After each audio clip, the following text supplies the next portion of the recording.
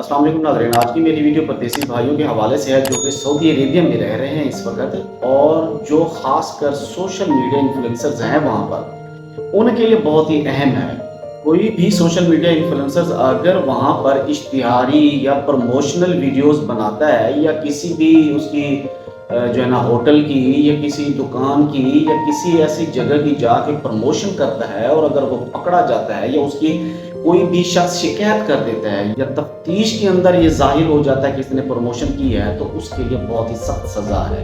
क्योंकि ये promotional videos बनाने का जो है ना सिर्फ और सिर्फ सऊदियों को ही राइट है, और गैर सऊदियों के लिए इसका कोई राइट नहीं है।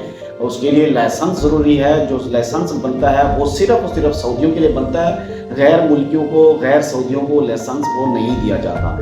खबर सामने आई है कि जो पब्लिक प्रोसिक्यूशन है उसने जो है ना 6 गैर मुल्कियों को जुर्माने ऐड किए हैं, तकरीबन 3 लाख रियाल जुर्माने, जो कि प्रमोशनल वीडियोस वगैरह बनाने में शामिल थे। इस बुनियाद के ऊपर उन्हें जो है ना 3 लाख रियाल जुर्माना उन्हें ऐड किया गया है।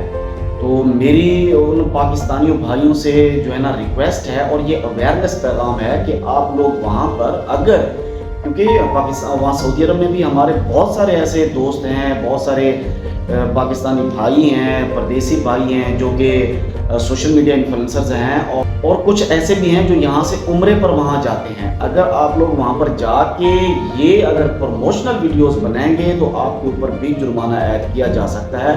इन्फ्लुएंसर जो यूट्यूबर हैं, जो टिकटॉकर हैं, बहुत सारे लोग फेमस हैं वहाँ पर। आप अगर किसी इंडियन दुकान के भी अगर वहाँ पर जाकर प्रमोशन करते हैं, या आप वहाँ पर पाकिस्तानी दुकान की किसी शॉप की प्रमोशन करते हैं, चाहे वो गिफ्ट शॉप है, चाहे वो कोई बकाला यानी जो दुकान है, जो उसकी परचून की दुकान है, या कोई इलेक्ट्रिक की दुकान है, या मोबाइल की दुकान है, किसी भी दुकान की या किसी भी ब्रांड की अगर आप वहाँ पर प्रमोशन करते हैं तो आपके ऊपर केस किया जा सकता है। इससे बचना ज़रूरी है आपका, क्योंकि आप लोग प्रदेश में होते हैं और हमें आपकी फिक्र रहती है। हमारे परदेसी भाई जो है ना वो हमारे मुल्क के लिए ही बाहर हैं, और उन्हीं की वजह से ही हमारा मुल्क इस वक्त जो है ना मुस्तहकम है। तो इस चीज़ से ज़रा बचिएगा, एहतियात कीजिएगा। अल्लाह हाफ़िज़।